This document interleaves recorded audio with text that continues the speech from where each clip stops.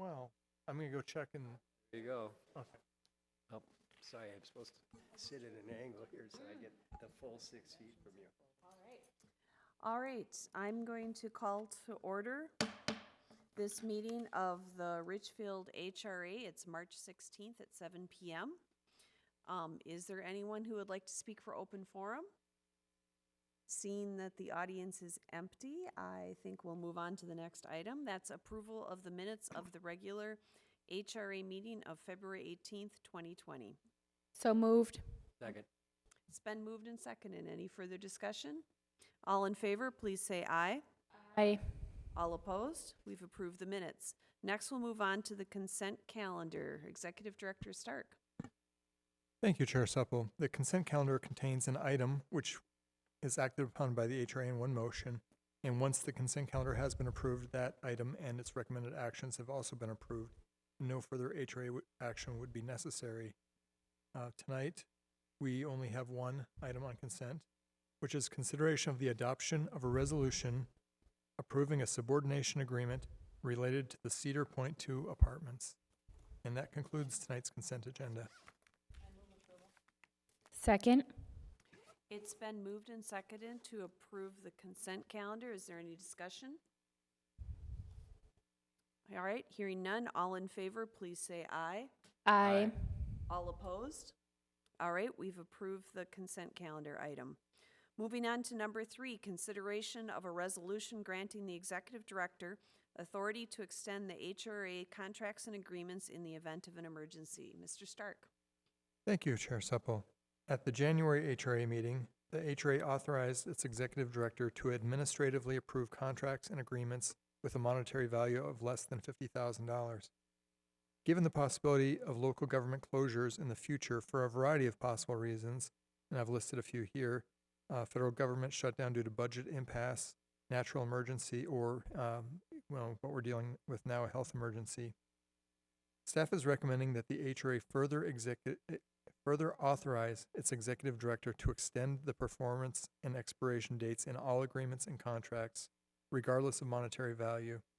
Staff is recommending that the duration of such an extension would equal the number of days that the City of Richfield has emergency staff reductions that impact any staff positions that receive at least 50% of their personnel funding through the HRA, plus an additional 30 days.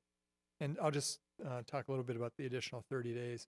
The idea there is, if there was a closure for one day and we had to reschedule a closing, it takes 30 days to do all the things that are necessary to do that. A great number of other things in a contract as well. It's trying to put sometimes the toothpaste back in the tube. And so that's why we're asking for an additional 30 days beyond the duration of the emergency.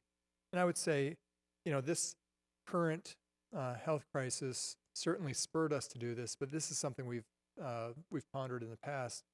Just last February, there's a federal government shutdown that could have impacted our Section 8 contracts and agreements, and we were worried what would happen if we didn't have something like this in place. So this is a good thing to be doing regardless of the current situation, just in preparation for other situations that might arise. And I know the HRA is curious what's happening with staff right now in terms of staffing and whether this would be in jeopardy of being put in place. Right now, it's obviously a very fluid situation. We're working with the city manager and the mayor to determine the appropriate staffing here at City Hall. The goal is to keep the doors of City Hall open to the public, while also giving as much protection to employees as possible. And so a few ways that works is for people that are watching this or listening to this, we really ask that if there are things you can do with the city online, there are many building permits you can get online.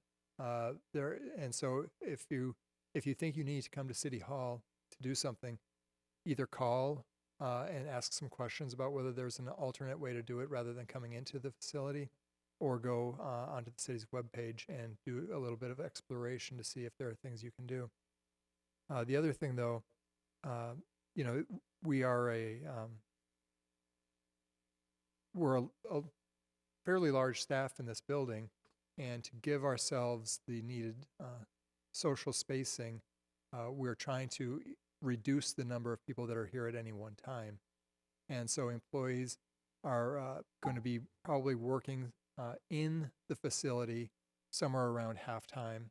The remainder of their hours would be happening from home, or we're trying to find some other situation. So with everybody working halftime in the facility, that means half of the normal people, number of people would be here at any one time. And again, that doubles effectively the amount of space between us. I would say for people that might be listening or watching, our community center has closed. Our ice arena has closed. Wood Lake has closed to programming. It's still open if you want to go take a walk or look at some of the nature exhibits. And again, all of this is fluid. There could be an announcement from the state or from the federal government that would supersede what we would like to accomplish here. But that's the situation we're in, and again, part of the prompting for the item that's before you.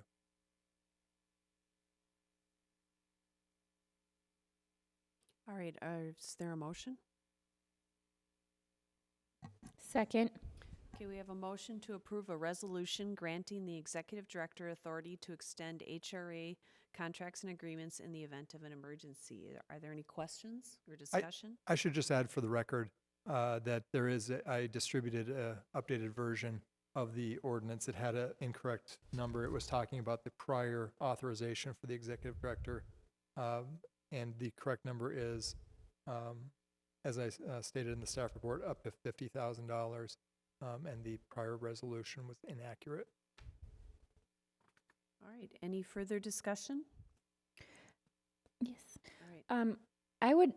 This is just a good item to bring this up, but I just want to say thank you so much to all of our staff working around the clock on the COVID-19.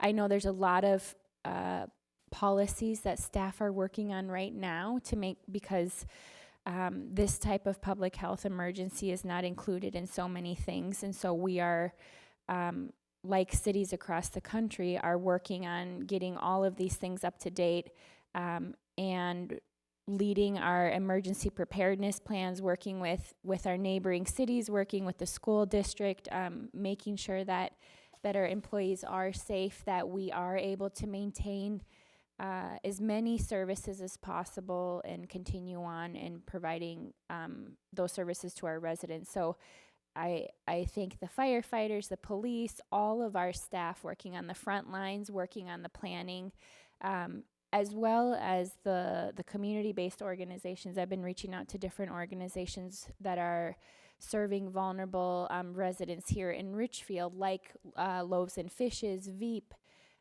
Meals on Wheels, and other organizations checking in to our senior high-rises and others. And people are just taking extraordinary action right now and being very creative and collaborative.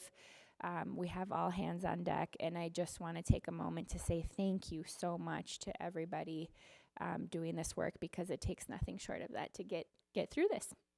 Well said. Are there any other comments? All right, all in favor, please say aye. Aye. All opposed? All right, we've passed the resolution. HRA discussion items? Hearing none, we'll move to the executive director's report. Madam Chair, I really didn't have anything additional prepared. All right, now we have claims. Is there a motion to approve the claims? So moved. Oh, second. It's been moved and seconded. Any discussion? All in favor of approving the claims, please say aye. Aye. All opposed? All right, we've approved the claims. Having no further business, we will adjourn the HRA meeting. All right, next, do we have to wait till 7:15 since this was Probably. posted at 7:15? Yeah, it probably wouldn't be a bad idea. So we'll turn off our microphone.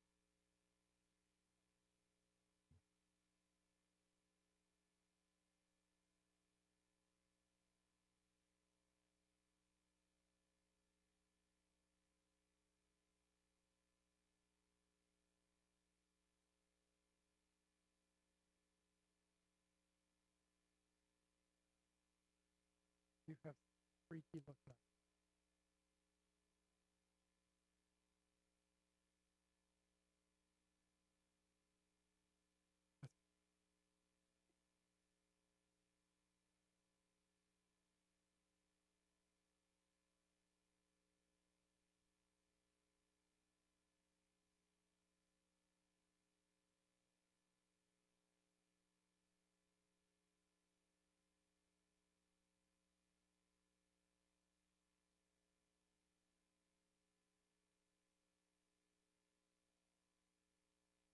I knew she wasn't.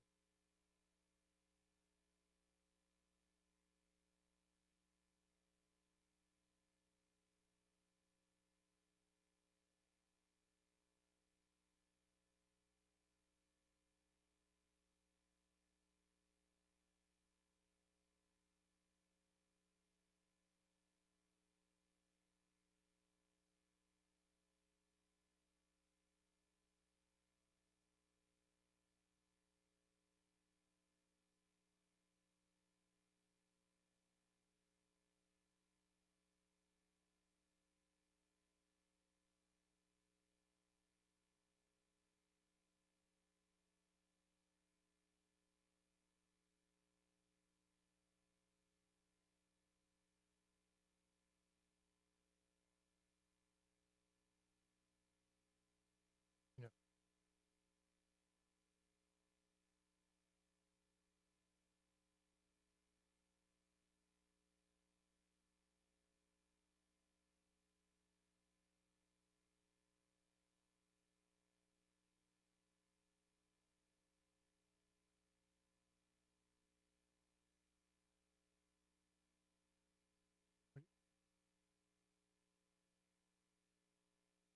I mean, we,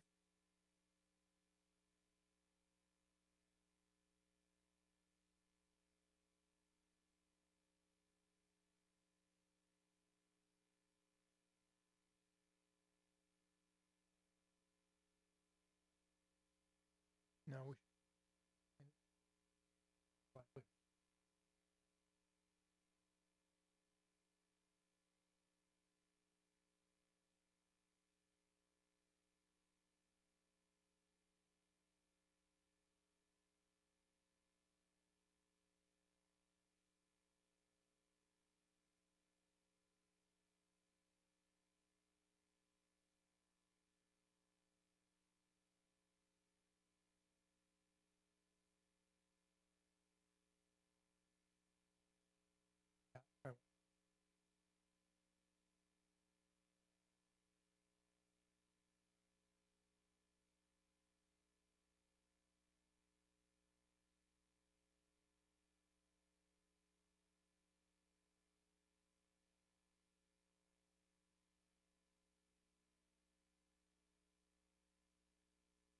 yeah.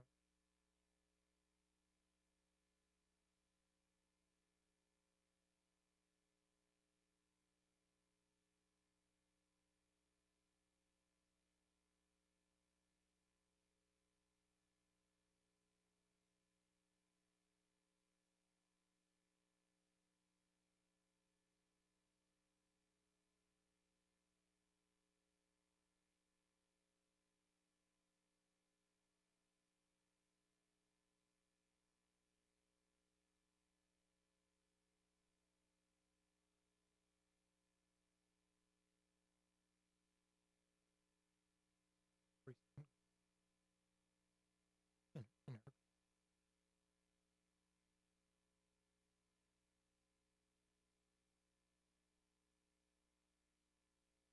Yeah.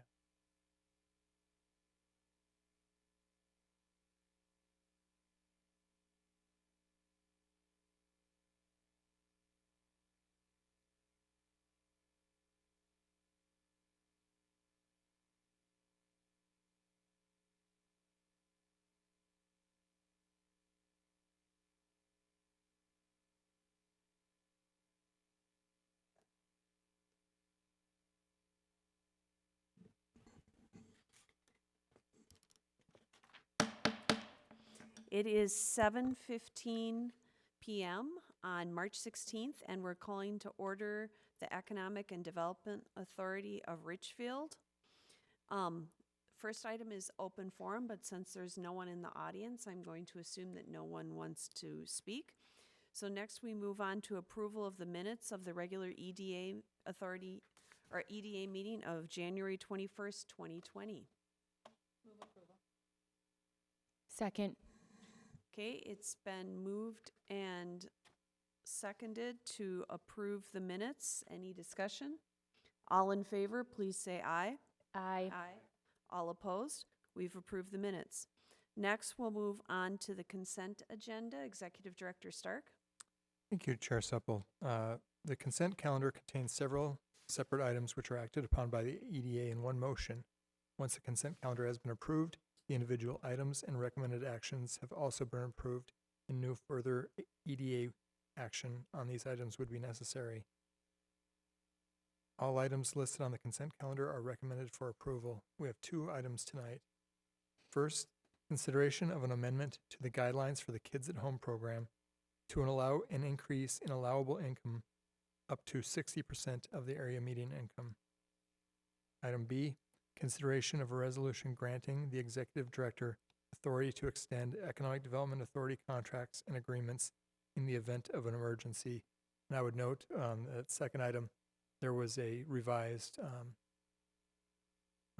resolution is distributed to you for your review. And that concludes the consent calendar for tonight. Thank you. All right, would someone like to move the consent agenda? So moved. It's been moved and seconded. Are there any questions? All in favor of approving both items on the consent calendar, please say aye. Aye. All opposed? All right, we've approved those. Moving on to other business. Item 3 is discussion of the creation of a displaced business grant. Mr. Stark? Thank you, Chair Supple. The Richfield EDA has been budgeting for business assistance programming since its inception in 2018. Based on staff's recommendation, however, these funds have been accumulating instead of being expended in order to create an adequate source of funding for programs. At the October 21st, 2019 EDA work session, staff proposed a number of programs recommended for implementation in 2020. Among these was funding to be made available to businesses that are displaced as a result of redevelopment projects that receive funding from the City of Richfield, the Richfield HRA, or the Richfield EDA. Since that time, staff has worked with the EDA's legal counsel on determining appropriate program guidelines. Before presenting a final recommendation, however, staff would like to seek EDA commissioners' input on those guidelines and on determining funding limits that provide adequate assistance to displaced businesses while still being sustainable within the EDA's ability to fund such a program. I'm just going to go through the proposed guidelines. To be eligible, businesses must be required to move due to the approval of a redevelopment project that is receiving funding from the Richfield HRA or EDA. The business must be in place after a formal development agreement has been signed with the HRA or EDA. And I note that would be after a formal development agreement and not a preliminary development agreement. And just to give you a little context, when we come to you with a preliminary development agreement, as the name says, that's very preliminary. That's early on in the process. And the only thing we're telling a developer at that time is we won't talk to a different developer about this piece of land. We're not really getting into any details about the specific amount of assistance or anything like that. The business cannot be eligible for relocation under the Federal Uniform Relocation and Real Property Acquisition Act, as that would provide alternate funding.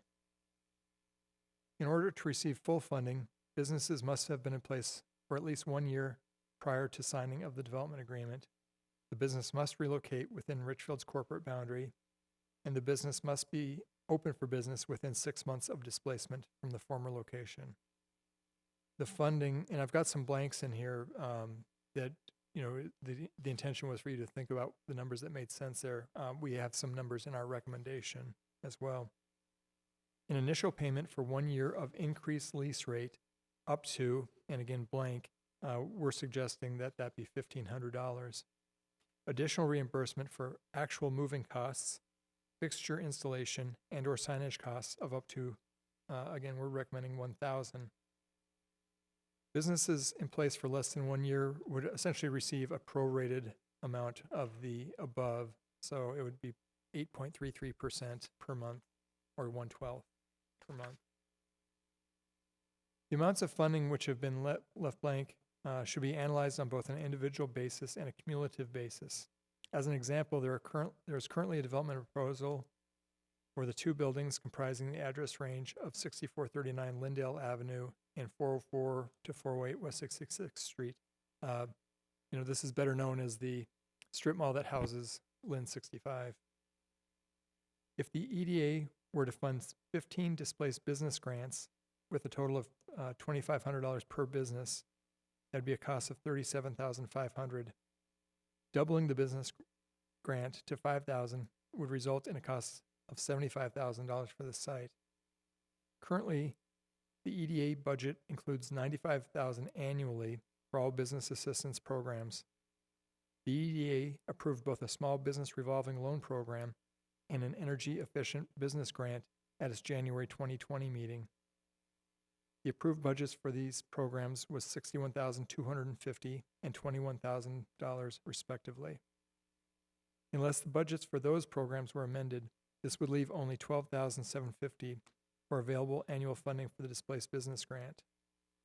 The EDA has $190,000 that was budgeted in 2018 and 2019 and not utilized to provide additional operating funds for programming. Given the EDA's annual funding capacity, additional operating funds, and staff's prediction that redevelopment projects that displace businesses and do not trigger the Uniform Relocation Act, the staff recommendation is to provide a maximum of $3,000 per displaced business. So as I told you some wrong numbers before. Our recommendation is $1,750 for the least differential and $1,250 for signage and fixtures. In the case of the cited property, this would range from $36,000 to $45,000. And again, we didn't want to come to you with this formally finalized, like in a working document, if we were on the wrong track, and we wanted this to be more of a discussion item. So that concludes my presentation, but I would stand for any questions you might have. First of all, thank you for bringing this to us, because I think this is something we've been hoping would be coming forward soon. Are there any questions? Okay, Commissioner Regan-Gonzalez? And you might not know the answer to this, but you might also. In terms of looking at the development that you mentioned where Lynn 65 is in that strip mall where there's 15 different businesses, do you happen to know the percentage of businesses that you think might apply or might be able to access funds, be eligible for the Uniform Relocation Act? Is it pretty broad? Is it pretty specific? How difficult or easy is that for those type of businesses to access that? Yeah, so let me talk a little bit about the Uniform Relocation Act. Really, it would be either all of them are eligible or all of them are not. Okay. And that's the Uniform Relocation Act kicks in when the amount of government involvement it depends on the amount of government involvement. So, for example, if a business were for sale, on the market, and another business were to purchase it, enter into an agreement with the property owner, and then come to the city and say, we have this purchase agreement to buy the property with businesses already in place. Now we want to come to you and talk to you about possibly your possible financial involvement in assisting the project. In that case, the local government did not cause the displacement. We were, a party to the financing. Whereas, if the HRA identified on the front end, we're identifying this strip mall for redevelopment, and we're going to go out and solicit developers and bring a developer in. If we were involved on the front end, then the Uniform Relocation Act would be triggered because the government was the cause. And maybe I don't know if I'm explaining that well, but it's a sequential issue. We work with our attorneys on every project to make sure that we understand the sequencing of events and how it might or might not trigger the Uniform Relocation Act. This has all changed dramatically since the state changed the laws on eminent domain. Prior to the eminent domain law change, pretty much any redevelopment project triggered the Uniform Relocation Act. But since the city does not have the authority to condemn a property and say the property owner doesn't have a choice, so if we went and condemned a property and said, well, property owner, we're buying you whether you want to sell or not, and your tenants are subject to our rules as an entity, that definitely would trigger the Uniform Relocation Act. So again, it's a very fine line of who is the instigator, for lack of a better word, of the redevelopment, whether it's the property owner or whether it's the city. Thank you so much. I'm sorry, just to put it in context, can you tell me of a development in Ridgefield in the last 20 years that's operated or was eligible for the uniform relocation? I don't know of any since. Yeah, there have been for residential. There have been RF64 because we went out and solicited the developers rather than them coming to us. Okay. In terms of businesses, I don't believe there have been any since the eminent domain law change in like 2004 or 5, whenever that happened. Okay, go ahead. I also wanted to say thank you for bringing this to us as well, because I know as our city continues to redevelop, the displacement of our businesses is going to continue to come up, and thinking about what we can do as a city to support them.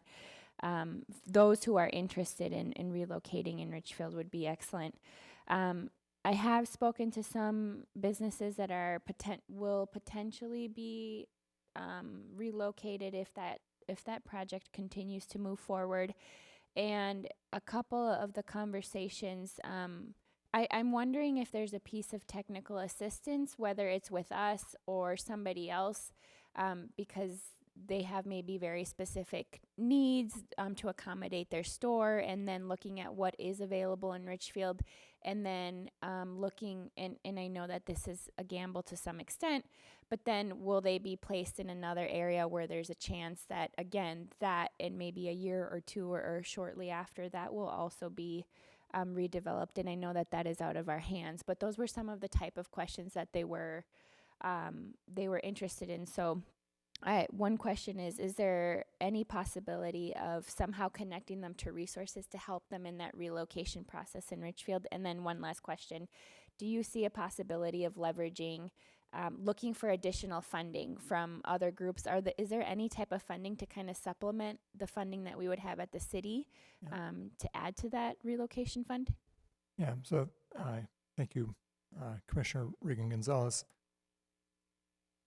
First of all, I would say we would look at packaging this with the other EDA programs.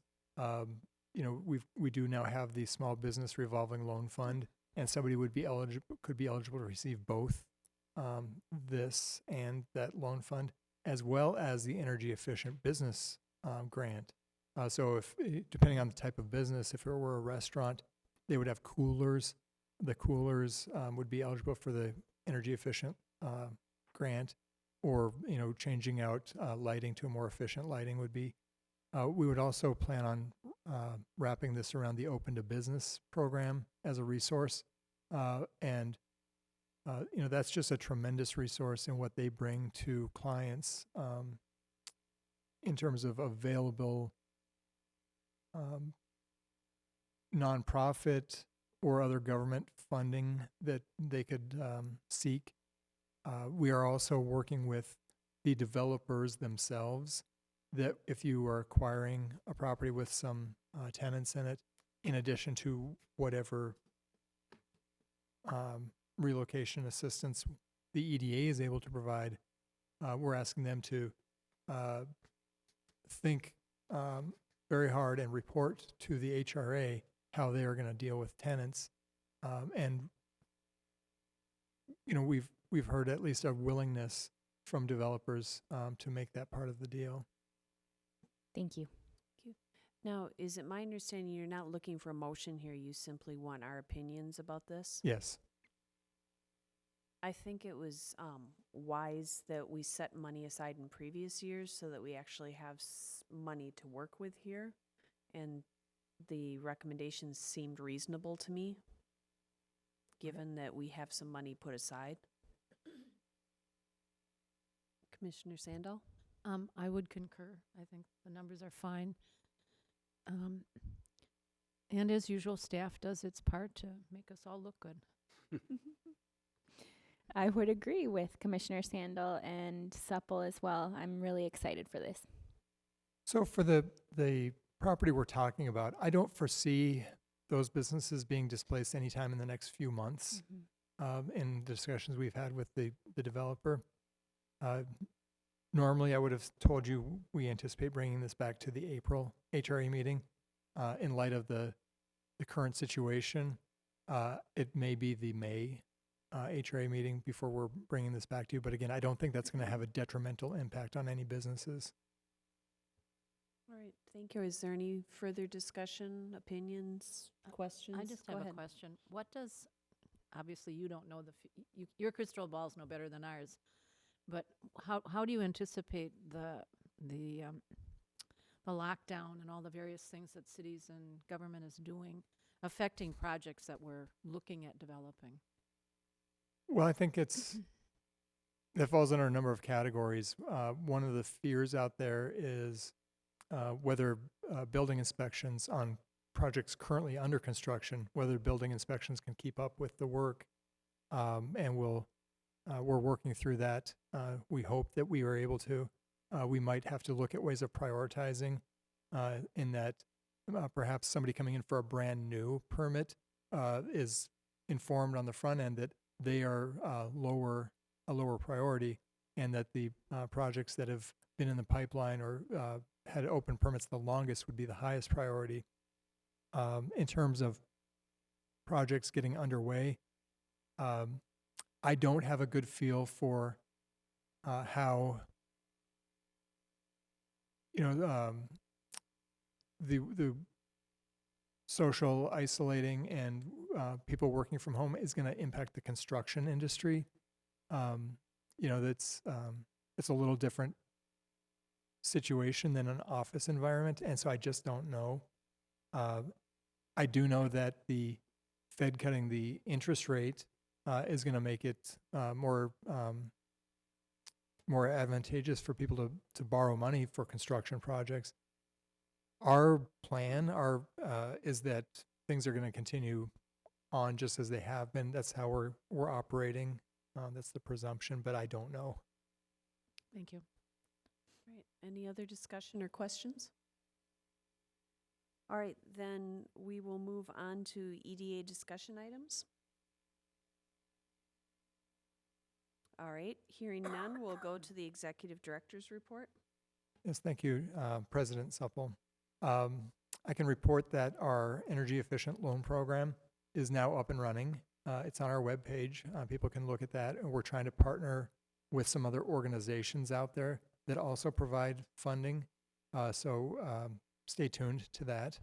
Our revolving loan fund is, we're just working through the final, signing of documents and all of those things. And that should be up and running within a couple of weeks. And so once we get this relocation piece done, I think the EDA will have a really, robust set of tools.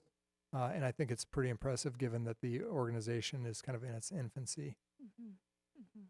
Right, thank you. Next, we have claims. So moved. Second. It's It's been moved and seconded to approve the claims. Any discussion? All in favor, please say aye. All opposed? All right, we've approved the claims. Seeing that we have no further business, we wish you all good health and adjourn the meeting. Thank you.